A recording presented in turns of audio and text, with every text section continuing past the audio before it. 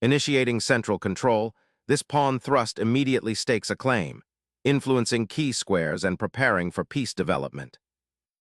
Developing this knight prepares for rapid pawn advances and offers central control, a flexible start indeed. Challenging black's knight's placement immediately, this bishop sortie probes for early weaknesses and prepares for central pawn pushes. Instantly challenging the center, d5 immediately contests white's pawn and opens diagonals for black's queenside pieces, hinting at rapid development. Solidifying the center and preparing for development, this move gracefully reinforces the pawn structure without sacrificing immediate piece activity. Challenging white's central pawn structure, this pawn push immediately forces a reevaluation of piece placement and potentially opens lines for aggressive counterplay. Liberating the queen's pawn and potentially simplifying is the immediate aim, though it does allow black to recapture with an improved structure. Black's pawn structure is now quite compromised, opening diagonals for white's pieces while weakening the kingside defenses considerably. Seizing the open file now, white opens lines, but at the cost of pawn structure and potential piece play. Opening that e-file for your king presents a tactical headache, forcing you to prioritize pawn structure over piece development. Capturing the pawn on c5 injects immediate dynamism, aiming to open lines and exploit black's potentially weakened kingside pawn structure. Abandoning the pawn structure by capturing the pawn on c4 immediately creates a serious pawn island for black on the queenside, which will become a long-term weakness to exploit. Reclaiming central influence, this knight maneuvers to a crucial outpost, eyeballing the potentially vulnerable black king and preparing to support a pawn advance while simultaneously eyeing queenside expansion. Black forcefully pushes a passed pawn, but at a cost, creating a structural weakness on the kingside while opening lines for white's knights toward the center. This pawn thrust immediately resolves the central tension, but at the cost of seriously weakening white's queenside pawn structure and opening a clear path for black's pieces towards the now exposed king. The doubled c-pawns become a long-term structural liability, a potential target for black's rooks and bishops as the game progresses. Developing the knight to d7 solidifies the central pawn majority by offering support to the d5 square, while simultaneously preparing to challenge white's dominant pawn on c4. A bold attempt to pry open black's kingside by threatening a quick checkmate, though it may overextend white's queen and create positional weaknesses if black defends accurately. The queen gallops to the flank, eyeing the exposed queenside pawn and potentially setting up a dangerous discovered attack should white's knight move. This bold maneuver immediately challenges white's center control, forcing a careful consideration of defensive structures and the safety of the light squares. Fortifying the center and preparing to exert pressure along the c-file, this move anticipates black's potential queenside expansion and aims to coordinate pieces for a sustained attack. Securing the central pawn is the immediate priority, but this capture opens up the queen into a rather exposed position along the a5-d8 diagonal, potentially becoming a target for further harassment. The queen's return to the fourth rank aims to create immediate threats, but it may be a bit premature. Instead of chasing immediate attacks, consider how this repositioning impacts the central control and the development of other pieces. Is there a safer square that preserves options while allowing for a more coordinated build-up? The black king looks surprisingly secure for now, and focusing on opening lines for your rooks could prove more impactful later. Targeting that advanced queen with the knight, and bishop battery aims to disrupt black's central pawn structure and gain initiative. The queen's repositioning to a4 immediately challenges the pawn structure on the queen side and prepares to exploit the open a-file that will arise if black continues to advance those pawns, while simultaneously creating a potential battery with the rook on c1. Unleashing the pawn storm on the king side can create immediate attacking energy, but it also exposes weaknesses.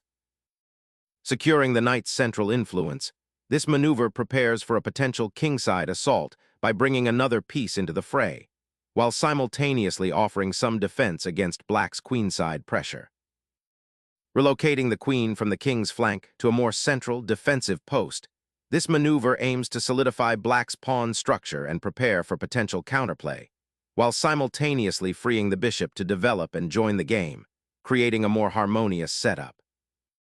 Shifting the queen to the center aims to pressure the d5 pawn and potentially launch a kingside assault, but it leaves the queen somewhat exposed to counterattacks from the d7 knight.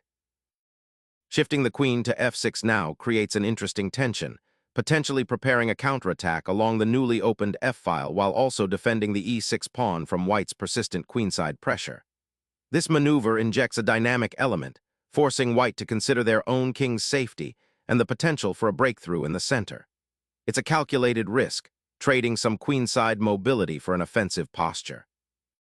Targeting the weakened pawn structure and exploiting the awkward placement of black's queen, this bishop deployment subtly pressures the queenside, preparing to unravel black's already precarious position. Unburdening the queen from the pressure of the queen-knight and the dangerous white queen's advance simplifies black's position and transitions towards a more manageable middle game, even if it surrenders the bishop pair for a slightly fragmented pawn structure on the queenside. The king's safety is now the paramount concern for black, as the queens have been exchanged, and a potentially open path towards the monarch emerges with this pawn push. Gaining that pawn back looks tempting, but a6 opens up a path for white's bishop to become a real nuisance on b5 and potentially attack squares around your king. It's a concession of space that might allow white to build a comfortable central presence and control the open d-file, potentially leading to positional pressure down the line. Unlocking the bishop's potential on the long diagonal is the immediate objective, but the subsequent repositioning onto the more passive e2 square subtly prepares for a potential kingside pawn advance or a more robust central pawn structure later on. Embracing the queenside expansion, black immediately challenges white's central control and prepares to activate the queenside pieces, particularly the rook on a8 and the bishop on c8, aiming to generate counterplay where white is presently weakest. Consolidating king's safety by castling addresses the immediate need for protection as the center opens, while simultaneously preparing to bring the rook actively into play. Developing the bishop to b7 aims to support the pawn on b5 and potentially prepare for future pawn breaks like b4, increasing black's central presence. This maneuver also indirectly pressures white's c-pawn, even though it's currently protected, and hints at a more active role for the bishop on the long diagonal. Pushing the knight to g5 creates immediate pressure on the f7 square, a classic target in many openings, and simultaneously eyes the h7 pawn if black isn't careful with king's safety. This aggressive centralization of the knight aims to exploit any lingering weaknesses around black's king following the previous exchanges and pawn structure adjustments. White seeks to unbalance the position and potentially force black into defensive concessions.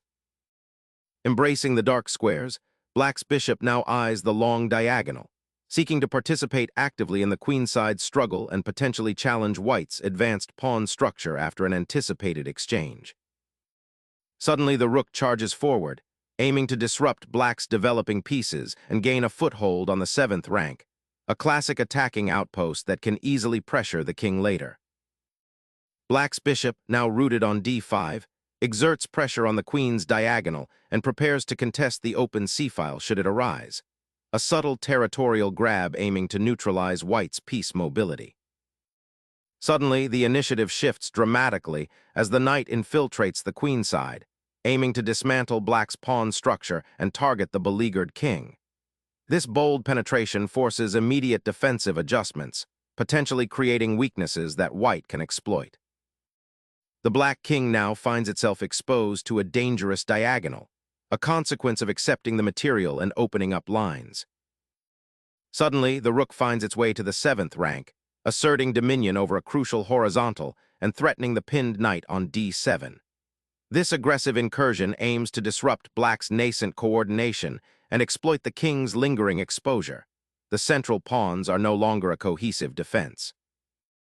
Bringing the rook back into the fray, black seeks to challenge white's control over the d-file and protect the vulnerable king from further incursions, aiming for a more active defense despite the material deficit. Seizing the open file, the rook now becomes a potent offensive tool, directly challenging black's king's safety and eyeing weaknesses around the 7th rank, forcing a decisive confrontation in the center. Regaining the sacrificed exchange, black now simplifies into a potentially favorable rook endgame, aiming to activate the king and leverage the centralized rook. Unlocking the central files with the bishop's repositioning is crucial now, aiming to exploit the lingering weaknesses around black's uncastled king and the slightly exposed pawn on the queen side. Black's rook now occupies the open central file, seizing a crucial artery for potential counterplay and threatening to infiltrate white's queenside defenses.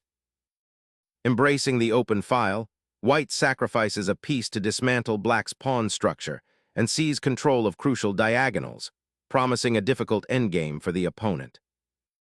Reclaiming the pawn solidifies black's central presence, creating a more resilient pawn structure and opening avenues for piece activity.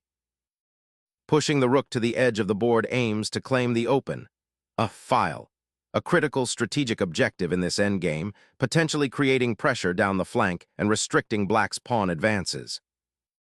Asserting dominance on the c-file, this rook surge immediately disrupts white's coordination and forces a reevaluation of their minor piece positioning.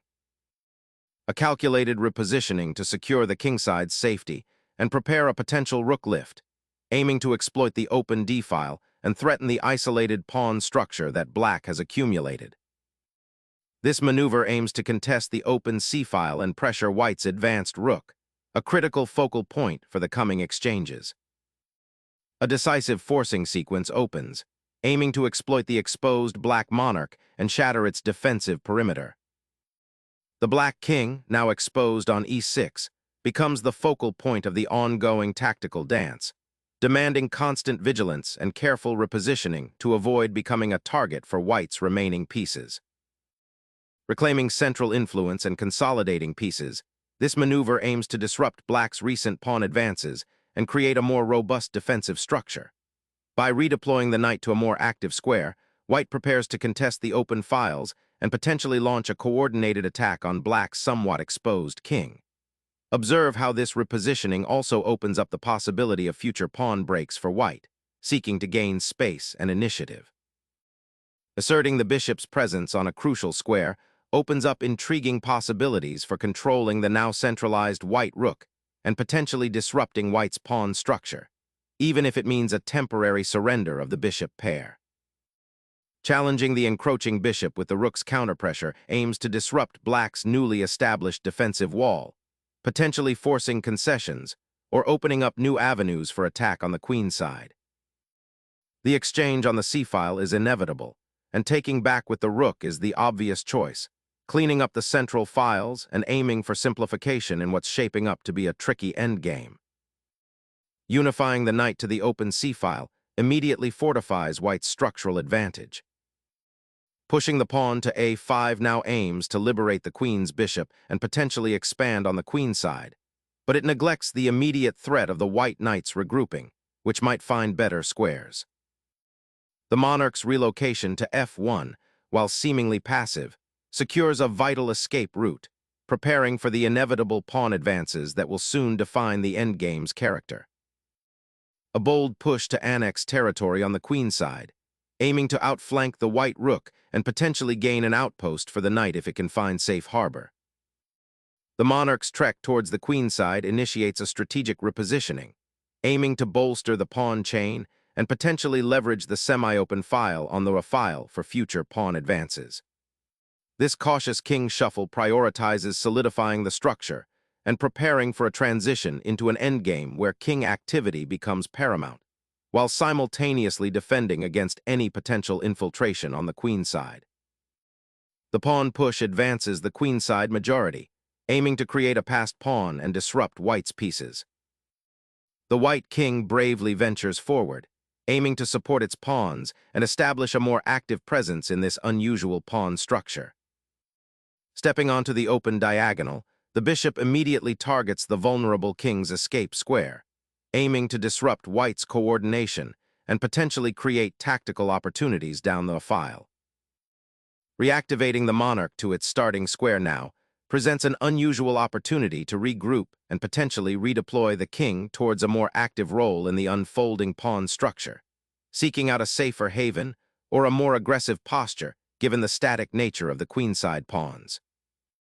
Black's bishop repositions to a more active square, aiming to potentially disrupt white's pawn structure on the queenside or prepare for future advances. Consolidating the monarch's position is paramount, relocating the king to a more secure square, away from the immediate vicinity of the enemy pawn chain, prepares for potential endgame maneuvering. Unleashing the pawn storm begins now, aiming to disrupt white's neat pawn structure and create immediate attacking prospects. Unleashing the knight to d3 reclaims central influence and prepares to contest the key b4 square, aiming to stifle black's advancing pawn chain and deny them further queenside space. Unleashing the pawn to **e3** ignites a fascinating battle for central space and pawn structure integrity. Observe how the pawn's advance forces white's knight to reevaluate its defensive posture and potentially opens a diagonal for black's remaining minor pieces, creating dynamic possibilities that weren't present moments before. This action fundamentally alters the piece interactions across the board, demanding immediate attention from white to prevent further positional gains. Unleashing the passed pawn's potential by clearing the way for its advance is the immediate priority after opening the f-file, potentially creating a dangerous threat towards the enemy king. The black king, suddenly emboldened, ventures from its shelter, a risky gambit to activate the monarch in this increasingly open battlefield. The knight's hop to c5 immediately targets the weak pawn on b4, threatening a fork and disrupting black's recently established pawn chain, while simultaneously preparing to reclaim the outpost on d3 should black manage to defend the b4 advance. A breakthrough attempt that aims to liberate the b-pawn, potentially creating unstoppable passed threats and forcing white's pieces into defensive postures. Opening the file immediately for the rook offers a chance to create activity and potentially exploit the pawn structure, though it also presents the black king with more attacking avenues. Pressing the pawn to a3 aims to solidify the queenside advance, potentially creating a passed pawn while also forcing white's knight to a more passive square if it chooses to defend. Initiating a pawn advance on the queenside aims to disrupt black's consolidated formation and potentially create a passed pawn, while simultaneously challenging the advanced black bishop. Unleashing the pawn to square a, this move aims to bypass the knight and create an unstoppable passed pawn, forcing white's response to defend against an imminent promotion. Repositioning the knight to this square presents a dual threat, supporting the pawn's advance and preparing to contest control of the crucial central files. Black recaptures the bishop, a necessary move to regain material equality, but doing so on the queenside leaves their king exposed to the advancing white pawn after its promotion. Unleashing the king feels like a gamble, attempting to escape the blockade by repositioning for potential pawn promotion support, though the exposed monarch might become a target if black's pieces coordinate effectively. Unleashing the king's potential allows for a dynamic offensive formation, aiming to exploit the open lines that have emerged. Instigating a critical chase for the pawn, the king ventures forward to solidify its presence in the unfolding pawn race. The king, abandoning its sheltered corner, ventures into the heart of the battlefield, seeking to disrupt white's pawn structure. Securing the passed pawn's advance with the monarch's presence, a crucial decision to crystallize the material advantage and put immediate pressure on the black king's safety. The black king, having ventured far from its protective pawn shield, now finds itself at the heart of a perilous endgame skirmish, needing to secure a vital breathing space amidst the looming white pawns and knights. Pawns now storming down the queenside find themselves confronted by a knight repositioning to prevent their further advance and bolster the defenses of the king. The black king, having boldly ventured past the white pawns, now finds itself in a precarious position, a target within the crossfire of white's pieces. Shifting the knight to d3 is a subtle but crucial repositioning, aiming to control the vital b4 square and prepare for potential pawn pushes, or to simply reinforce the kingside structure against black's active bishop. Repositioning the bishop to d6 is a flexible regrouping, aiming to contest the light squares and potentially support a pawn push once the knights are clearer. Securing the kingside pawns and preparing to activate the king further up the board is the immediate aim. The king, now exposed, begins its trek toward the queenside, a desperate attempt to connect with the passed pawn and create a new attacking vanguard. Gaining a critical outpost for the knight on b3, this maneuver aims to restrict black's pawn majority on the queenside and prepare for a potential kingside push. The black king, having emerged from its shell, now boldly probes the white defenses, seeking out any lingering vulnerabilities to exploit. Instilling fear in black's central pawn majority, the knight redirects to c1, eyeing a potential outpost on d3 and preparing to contest the file, hinting at a subtle redeployment for future pawn storm suppression or even a surprise kingside thrust. The king boldly steps into the fray, a daring sprint past the pawn wall to seize a crucial outpost on the queenside. The knight repositions, aiming to contest the passed pawn and shores up the defense of the 6th rank. The king, having escaped its royal quarters, now actively participates in the fray, a daring gambit to disrupt white's consolidated pawn structure. Shifting the knight to c3 aims to reinforce the central pawn structure and prepare for potential pawn pushes on the queenside, preventing further infiltration by black's king and pieces. That's a valiant effort to inject some life into a rather passive position, attempting to awaken the sleeping kingside pawns and create some breathing room, but it might be a touch too late to truly trouble the well-placed knight.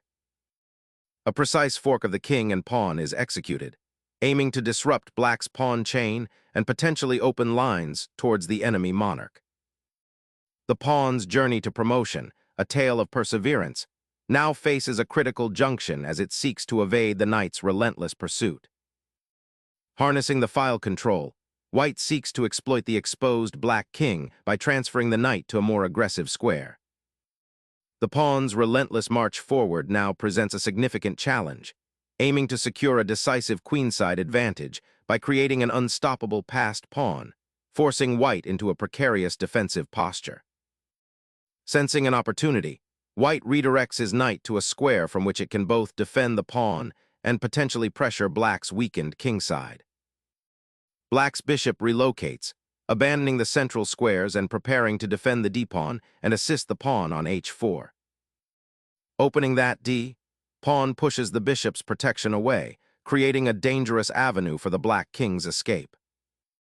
That pawn's journey towards the promotion square is an unstoppable march, aiming to create a decisive advantage by opening new avenues of attack and forcing the white pieces into a defensive posture. Unleashing the pawn's final offensive against a compromised king position, this advancement aims to shatter black's remaining defensive structure. The bishop retreats to d8, a necessary repositioning to defend against the impending pawn push on the kingside, aiming to disrupt white's coordinated attack and keep the central structure from collapsing further. Initiating a flanking maneuver on the kingside, this knight pivots to a more aggressive outpost, threatening to disrupt black's defensive pawn structure and potentially create new avenues for attack against the exposed monarch. The pawn's march to the promotion square intensifies, threatening to overwhelm the white knight and create an unstoppable passed threat. Repositioning the knight to this square opens up a fascinating endgame fight, where the pawn structure becomes paramount. Watch how white attempts to leverage the open b-file against black's potentially isolated kingside pawns. The bishop's relocation to f6 appears to be a desperate attempt to shore up the pawn chain and potentially create a defensive blockade, but it leaves the h-pawn completely unprotected and offers little counterplay against white's advancing king and rook.